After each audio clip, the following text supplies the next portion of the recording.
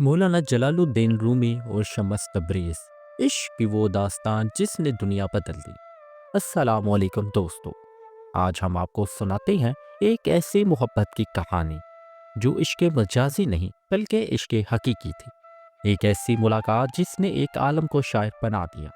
एक ऐसी दोस्ती जिसने दुनिया को मसनवी मैनी जैसा शाहकार दे दिया। ये है हज़रत मौलाना जलालुद्दीन रूमी और शम्स तबरेज़ की कहानी। दो रूहों की मुलाकात, दो दिलों का इत्तेहाद और एक जुदाई जिसने तारीख रकम कर दी। आज की इस वीडियो में हम जानेंगे वो कौन थे, कैसे मिले, क्या हुआ इनके दरमियान और आखिर में क्यों अलग हुए। तो वीडियो आखिर तक देखिएगा क्योंकि हर मिनट में एक नया इंकशाफ है। मौलाना रूमी आलम से पहले। मौलाना जलालुद्दीन रूमी, ये नाम सुनते ही ज़हन में एक अजीम शायर, सूफ़ी और आरफ की तस्वीर उभरती है। लेकिन क्या आप जानते हैं कि मौलाना रूमी पहले शायर नहीं थे, वो एक बहुत बड़े आलम थे। इनका शुमार इस ज़माने के सबसे बड़े इस्लामी उलमा में होता था। इनके पास शागिर्दों का एक बहुत बड़ा हलका था। जब वो दर्स देते तो सैकड़ों तलबा इनके गिर्द बैठ जाते। इनके सामने किताबों के ढेर लग जाते।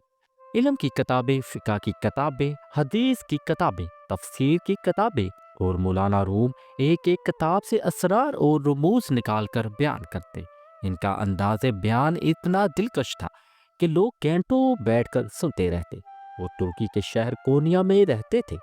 यहाँ इनका मकतब था, यहाँ इनका घर था, यहाँ इनकी शोहरत थी।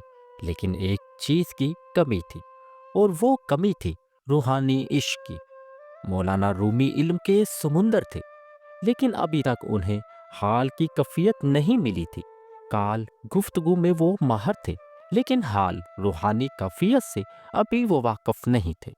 और यही वो मोड़ था जहां इनकी जिंदगी बदलने वाली थी। शम्स तबरेज़, एक पुरअसरार दरवेश। अब बात करते हैं शाह शम्स तबरेज़ की। शम्स कौन थे? ये एक ऐसा सवाल है जिसका जवाब आज तक मुकम्मल तौर पर नहीं मिल सका। शम्स एक आवारा दरवेश थे। वो शहर शहर घूमते रहते। इनका कोई मुस्तकिल ठिकाना नहीं था। वो तबरेज़ ईरान से थे, इसलिए उन्हें तबरेज़ी भी कहा जाता है। लेकिन इनकी शख्सियत में कुछ ऐसा था कि लोग इनसे मुतासर हो जाते थे। शम्स के अपने मुर्शद थे, हज़रत शेख कमालुद्दीन। एक दिन शेख कमालुद्दीन ने शम्स से कहा, जाओ कोनिया जाओ, वहाँ एक शख्स है जिसका इंतज़ार तुम्हें है। शम्स ने पूछा, कौन? शेख ने कहा, जलालुद्दीन रूमी। वो अभी आलम है, लेकिन तुम उसे आरफ बनाओगे। शम्स को यकीन नहीं आया, लेकिन मुर्शद का हुक्म था। चुनाचे वो कोनिया की तरफ रवाना हुए। शम्स जानते थे कि ये सफ़र आम नहीं है। ये सफ़र इनकी ज़िंदगी भी बदल सकता है, और रूमी की भी। आपकी पहली मुलाकात किताबे पानी में। एक दिन शम्स तबरेज़ कोनिया पहुंचे। उन्होंने जलालुद्दीन रूमी के मकतब का पता पूछा। लोगों ने बताया वहाँ तालाब के किनारे। शेख शम्स वहाँ पहुंचे। देखा तो मौलाना रूमी एक बड़े तालाब के किनारे बैठे हैं। इनके गिर्द सैकड़ों शागिर्द हैं। इनके सामने किताबों का एक बहुत बड़ा ढेर है। मौलाना दर्स दे रहे थे। शम्स ने बेनियाजी से आगे बढ़कर पूछा, ये क्या है? मौलाना ने शायद अपना वक्त बचाने के लिए बगैर शम्स की तरफ देखे कहा, हाँ, इल्म अस के तू नमी दानी, यानी ये वो इल्म है जिसे तू नहीं जानता। गोया मौलाना ने शम्स को कम इल्म समझ लिया। शम्स ने अज़राह मजाक अनजान बनकर पूछा, आप क्या पढ़ा रहे हैं? यकीन और क्यास, वहम और इस्तदलाल। मौलाना थोड़े नाराज हुए और फरमाया, यानी मेरी गुफ्तगू आपकी समझ में नहीं आती। ये अक्लमंदों की बात है। उन पर हंसने की बजाय आप यहाँ से चले जाएं, क्योंकि यहाँ आप जैसे कम इल्मों का कोई काम नहीं। ये सुनकर शम्स तबरेज़ ने अचानक कुछ ऐसा किया कि सब हैरान रह गए। उन्होंने चंद किताबें उठाई और पानी के तालाब में फेंक दी। मौलाना रूमी बहुत गुस्से में आ गए। ऐ बेखबर, तुम्हें मालूम है इन किताबों में कितने खजीने थे, इल्म और मार्फत के कितने असरार थे, जिन्हें तुमने ज़ाया कर दिया। शम्स तबरेज़ खामोशी से मौलाना की बातें सुनते रहे। फिर आहिस्ता आहिस्ता उन्होंने हाथ डालकर एक एक करके किताबें पानी से बाहर निकालना शुरू की। और जब मौलाना ने देखा تو ان کی آنکھیں حیرت سے پھٹی کی پھٹی رہ گئیں۔ کتابیں بالکل خشک تھی، پانی کا ایک قطرہ بھی ان پر نہیں تھا، جیسے انہیں پانی میں ڈالا ہی نہ گیا ہو۔ مولانا رومی نے حیرت اور ندامت کے ملے جلے جذبات سے پوچھا، اے درویش یہ کیا ہے؟ شمس نے مسکرا کر کیا، حال من از فہم تو بلاتر است، یعنی وہ تمہارا کال تھا، تمہاری گفتگو جو بقول تمہارے میری عقل سے بالادست تھی، اور یہ میرا حال ہے، میری روحانی قوت جو تمہاری سمجھ سے ماورا ہے۔ یہ سن کر مولانا رومی کو اپنی غلطی کا احساس ہوا، ان کے اندر کچھ ٹوٹ گیا اور کچھ بہنے لگا۔ شمس یہ کہہ کر چلے گی، لیکن مولانا رومی اپنی تمام علمی شان بھول کر ان کے پیچھے بھاگ گئے۔ ٹھہرے برائے کرم ٹھہرے، میں نے غلطی کی، معافی مانگتا ہوں، میں آپ کا شاگرد بننا چاہتا ہوں۔ شمس نے پیچھے مڑ کر دیکھا، مولانا رومی کی آنکھوں میں آنسو تھے۔ حضرت شمس نے انہیں گلے سے لگایا اور کہا، میں تو خود ایک عرصے سے تمہاری تلاش میں تھا۔ آپ کی 40 دن کی خلوت اور تبدیلی کا آغاز۔ مولانا رومی شمس تبریز سے اتنے متاثر ہوئے کہ انہیں اپنے گھر لے آئے۔ اب دونوں شب و روز ایک دوسرے کی صحبت میں رہنے لگے۔ کہا جاتا ہے کہ شمس نے مولانا کو ایک کمرے میں 40 دن خلوت میں تعلیم دی۔ 40 دن دونوں ایک دوسرے کے ساتھ علمی اور روحانی مکالمے میں اتنے محو رہتے کہ انہیں نہ کھانے کی فکر ہوتی نہ سونے کی۔ صبح سے رات تک بس بات چیت، لیکن یہ عام بات چیت نہیں تھی، یہ روحوں کا مکالمہ تھا۔ شمس نے مولانا کو سکھایا کہ علم کافی نہیں، علم سے آگے کچھ ہے، اور وہ ہے حال، روحانی کیفیت، وہ ہے عشق، اللہ کی محبت۔ مولانا سنتے رہے اور ان کے اندر کچھ بدلتا رہا۔ وہ عالم جو صرف کتابوں کی زبان سمجھتا تھا، اب دل کی زبان بھی سیکھ رہا تھا۔ وہ استاد جو صرف منطق پر یقین رکھتا تھا، اب عشق کی قوت بھی محسوس کر رہا تھا۔ 40 دن بعد جب دونوں کمرے سے باہر نکلے تو مولانا رومی وہ نہیں رہے تھے جو پہلے ہوا کرتے تھے، اور اب وہ ایک نئے انسان تھے، ایک ایسا انسان کہ جس کے دل میں عشق الہی کی آگ بھڑک اٹھی تھی۔ آپ سے حسد کا آغاز اور خاندان کی پریشانی، لیکن یہ تبدیلی سب کو پسند نہیں آئی۔ مولانا رومی کی بیوی، بچے اور شاگرد سب پریشان تھے، کیونکہ مولانا نے اپنے خاندان اور شاگردوں کو نظر انداز کرنا شروع کر دیا تھا۔ پہلے وہ دن میں کئی بار درس دیتے تھے، اب وہ صرف شمس کے ساتھ وقت گزارتے تھے۔ پہلے وہ گھر والوں کے ساتھ بیٹھتے تھے، اب وہ شمس کے بغیر ایک لمحہ بھی نہیں رہ سکتے تھے۔ شاگرد کہتے تھے، ہمارے استاد ہم سے دور ہو گئے ہیں۔ بیوی کہتی تھی، میرے شوہر مجھ سے دور ہو گئے ہیں۔ بچے کہتے، ہمارے والد ہم سے دور ہو گئے۔ اور یہ سب الزام کس پر تھا؟ شمس تبریز پر۔ آہستہ آہستہ لوگوں کے دلوں میں رشک پیدا ہونے لگا، اور پھر رشک حسد میں بدلنے لگا۔ لوگ کہنے لگے، یہ شمس کون ہے جو ہمارے استاد کو ہم سے چھین رہا ہے؟ یہ کوئی جادوگر ہے، جس نے مولانا پر جادو کر دیا، اسے یہاں سے چلے جانا چاہیے۔ شمس کو جب اس حسد کا اندازہ ہوا تو انہوں نے فیصلہ کیا۔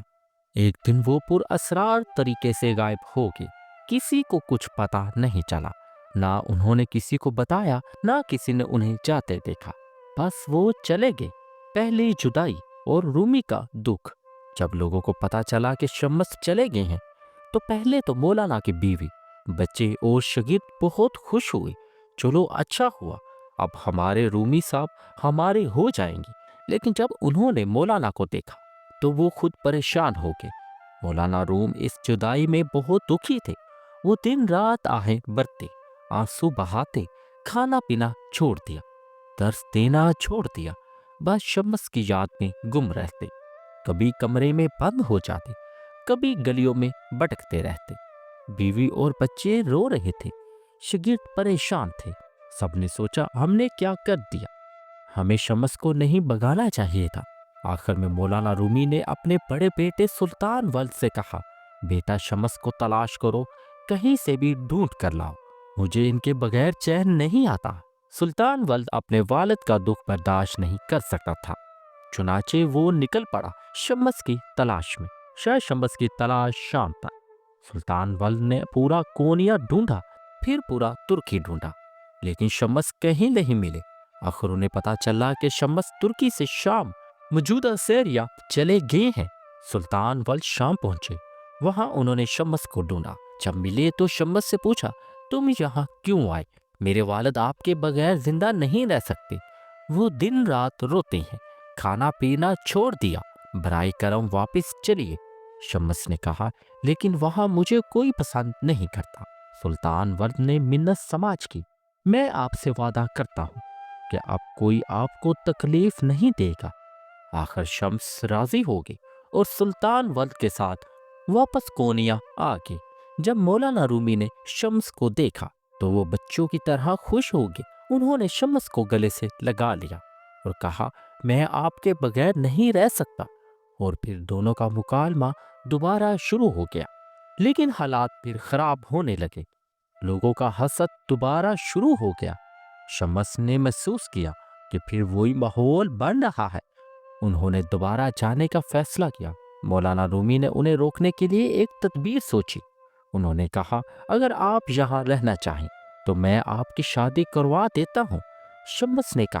شمس تبریز نے کہا، میں شادی نہیں کرنا چاہتا، لیکن مولانا نے اصرار کیا۔ آخر شمس نے رضامندی دے دی۔ مولانا رومی نے اپنی منہ بولی بیٹی کیمیا سے شمس کی شادی کروا دی، یہ سوچ کر کہ اب شمس یہیں رہیں گے۔ لیکن اس شادی نے حالات مزید غمگین کر دیے، کیونکہ مولانا کا چھوٹا بیٹا علاء الدین کیمیا سے عشق کرتا تھا اور وہ خود کیمیا سے شادی کرنا چاہتا تھا۔ لیکن اب کیمیا کی شادی شمس سے ہو گئی تھی۔ علاء الدین بہت غصے میں آ گیا۔ اب اس کا حسد شمس سے اور بھی بڑھ گیا۔ اور یہاں ایک اور عجیب بات ہوئی۔ شمس اور کیمیا کی شادی تو ہو گئی، لیکن وہ دونوں میاں بیوی کی طرح نہیں رہے۔ نہ ازواجی تعلقات قائم ہوئے اور نہ کوئی قربت۔ شمس صرف مولانا کے ساتھ رہتے اور کیمیا تنہا۔ یہ صورتحال سب کو عجیب لگتی تھی۔ آخر جدائی شمس کی گمشود کی۔ حالات دن پر دن بگڑتے گئے۔ علاء الدین کا حسد حد سے بڑھ گیا، شاگردوں کا غصہ بڑھتا گیا، خاندان کی پریشانی بڑھتی گئی۔ اور ایک دن شمس تبریز گھر کے پچھلے دروازے سے باہر گئی اور کبھی لوٹ کر نہیں آئے۔ یہ سب سے بڑا اسرار ہے۔ شمس کو کیا ہوا؟ کہاں کی؟ کیا وہ خود چلے گئی یا کسی نے انہیں قتل کر دیا؟ بعض محققین کا خیال ہے کہ علاء الدین نے حسد میں جل کر شمس کو قتل کروا دیا۔ کچھ کہتے ہیں کہ شمس خود چلے گئے اور کبھی واپس نہیں آئے، لیکن سچائی کیا ہے آج تک کسی کو نہیں معلوم۔ جو معلوم ہے وہ یہ کہ شمس کی اس پر اسرار گمشدگی کے بعد مولانا رومی بہت دکھی ہوئے اور ایک طویل عرصے تک دیوانوں کی طرح گلیوں اور بازاروں میں انہیں تلاش کرتے رہے۔ اور آخرکار انہیں ایک دن احساس ہوا کہ شمس تبریز نہیں مرے، بلکہ وہ ان کے اندر زندہ ہے۔ اور اس کے بعد انہوں نے شاعری شروع کی اور انہوں نے اپنے پہلے دیوان کا نام بھی شبست تبریز رکھا۔ اور اس کے بعد شاعری کا سلسلہ شروع ہو گیا اور انہوں نے مسلم میں مولانا روم کے ہزاروں اشعار تحریر کیے، جو عارفانہ شاعری کا قیمتی سرمایہ ہے۔ شمس نے پیشگوئی کی تھی کہ رومی کے اندر ایک شاعر چھپا ہے۔ دیوان شمس تبریز اور مسلم رومی نے اس پیشگوئی کو صحیح ثابت کیا۔ اسی لیے رومی فرماتے ہیں، مولوی ہرگز نہ شد مولائے روم، تا غلام شمس تبریزی نہ شد۔ اور مولانا روم کا مزار آج بھی ترکی کے شہر کونیا میں موجود ہے، جہاں پر درویش سفید کپڑے اور سرخ لمبی ٹوپی پہن کر دیوانہ وار رقص کرتے ہیں۔ لیکن رومی کو درویشوں کا یہ رقص کوئی عام رقص نہیں، بلکہ ایک بہت بڑے روحانی تجربے کا حصہ لگتا ہے۔ یہی ہے کہ یہ درویش وجد کے عالم میں گول گول گھومتے ہیں، لیکن ترک صوفی روایات کے مطابق یہ رقص نہیں بلکہ سما ہے، اور انہیں کرنے والوں کو سمازن کہا جاتا ہے۔ یہ جو سفید چوکا پہنتے ہیں اسے تنورے کہا جاتا ہے، جو ایک طرف سے کفن کی علامت ہے۔ اس کے اوپر ایک سیاہ چوگا ہوتا ہے جسے خرقہ کہا جاتا ہے، اسے سماج سے پہلے اتار دیا جاتا ہے۔ یہ اس طرح سے درویشوں کی قبر، رومی کے درویشوں کے سر پر مخصوص قسم کی لمبی ٹوپی ہوتی ہے، اسے سکے کہتے ہیں۔ یہ قبر کی کتبے کی علامت ہے۔ ترک سما موت کا اظہار نہیں بلکہ یہ زندگی کی علامت ہے، اپنے گناہوں سے نجات اور طبی دنیا سے پرے سچ کی بادشاہی میں منتقل ہونے کی علامت۔ ترک سما میں مختلف علامتوں کے ذریعے انسان کو 4 مختلف دروازوں یا مراحل سے گزارنے کی عکاسی کی جاتی ہے، جن کے دوران مختلف سلام پیش کیے جاتے ہیں۔ پہلا دروازہ شریعت کا، دوسرا دروازہ طریقت کا، یہ رومی صوفیوں کی داخلی صوفیانہ حجت ہے۔ تیسرا دروازہ معرفت کا، یعنی حتمی سچائی کو جان لینا، جبکہ چوتھا دروازہ حقیقت ہے، آخری منزل۔ یہاں پہنچ کر درویش حاصل شدہ دانش تقسیم کرتا ہے۔ اپنا دایاں ہاتھ اوپر کھول کر درویش اللہ کی رحمت وصول کرتا ہے، اور بایاں ہاتھ زمین کی طرف کھول کر وہ انہیں لوگوں پر نچھاور کرتا ہے۔ یوں درویش پیدائشی ثانی کا دروازہ مکمل کرتا ہے۔ رومی کے بہت سے اقوال زبان زد عام ہیں، مثلا تمہیں محبت کو تلاش کرنے کی ضرورت نہیں، تمہیں ان دیواروں کو گرانے کی ضرورت ہے جو تم نے اپنے اور محبت کے درمیان کھڑی کر دی۔ تم جس کی تلاش میں ہو وہ تمہاری تلاش میں ہے۔ کل میں ساری دنیا کو بدلنا چاہتا تھا، اور آج میں خود کو بدلنا چاہتا ہوں۔ جدائی ان کے لیے ہے جو آنکھوں سے پیار کرتے ہیں، دل سے محبت کرنے والوں کے لیے جدائی کوئی معنی نہیں رکھتی۔ زخم وہ کھڑکی ہے جس سے روشنی کافر ہوتی ہے۔ دل کے دروازے پر اس وقت تک چوٹ کھاتے رہو جب تک وہ کھل نہ جائے۔ دل ایک سمندر ہے، اس کی گہرائی میں اپنے آپ کو تلاش کرتے رہو۔ تو ناظرین، آج کا واقعہ مکمل ہوا۔ امید کرتا ہوں آپ کو یہ ویڈیو پسند آئی ہوگی، تو ہمارے چینل کو سبسکرائب کریں اور ویڈیو کو لائک کریں۔ انشاءاللہ نیکسٹ ویڈیو میں ایک نیکسٹ ٹاپک کے ساتھ ملاقات کرتے ہیں۔ تب تک اپنے اور اپنے پیاروں کا بہت سارا خیال رکھیں۔ اللہ حافظ۔